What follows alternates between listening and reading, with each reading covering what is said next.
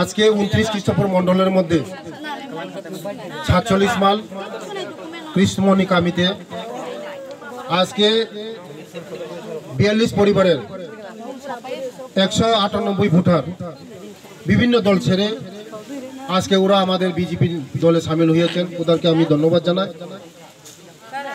এবং আমাদের মোদিজির নেতৃত্বে এবং আমাদের প্রফেসর ডক্টর মানিক স্যারের নেতৃত্বে যে সরকার চলছে, জনমুখী সরকার, গরিবের সরকার, জনজাতিদের সরকার, জনদরিদ্র সরকার, গরিব মানুষের সরকার, তার জন্য আজকে কাতারে কাতারে মানুষ আজকে গ্রাম, পাহাড়, শহর সব জায়গার মধ্যে আজকে বিজেপি দলে সামিল হচ্ছে।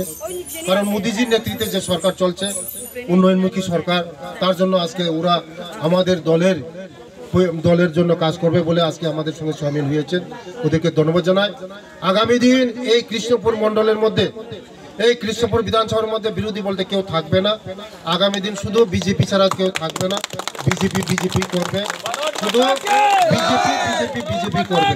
কারণ বিজেপি মানুষের জন্য কাজ করছে, গরিব মানুষের জন্য কাজ করছে, জনজাতিদের জন্য কাজ করছে, গ্রাম, পাহাড়, শহরের জন্য কাজ করছে, সব জায়গায় কাজ করছে বিজেপি। তার জন্য আজকে ওরা টের পেয়েছে ওরা বিজেপি ছাড়া কোনো ডেভেলপমেন্ট হবে না।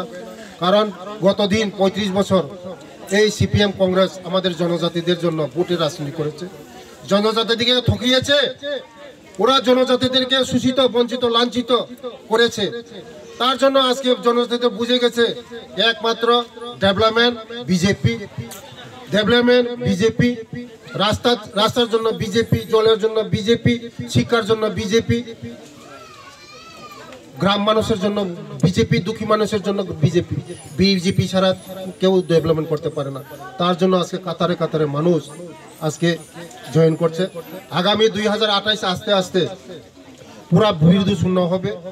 আমি কংগ্রেসকে আমি চ্যালেঞ্জ দিচ্ছি, আর বিজেপিকে, সিপিএমকে চ্যালেঞ্জ দিচ্ছি, আগামী এই নির্বাচন 28 নির্বাচন শুধু বিজেপি ছাড়া কেউ আর পাবে না। পাহাড় খালি হয়ে গেছে।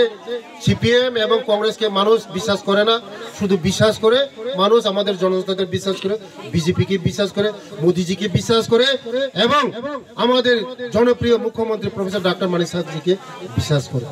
তার জন্য আজকে কাতারে কাতারে মানুষ আজকে বিজেপিতে সামিল হচ্ছে।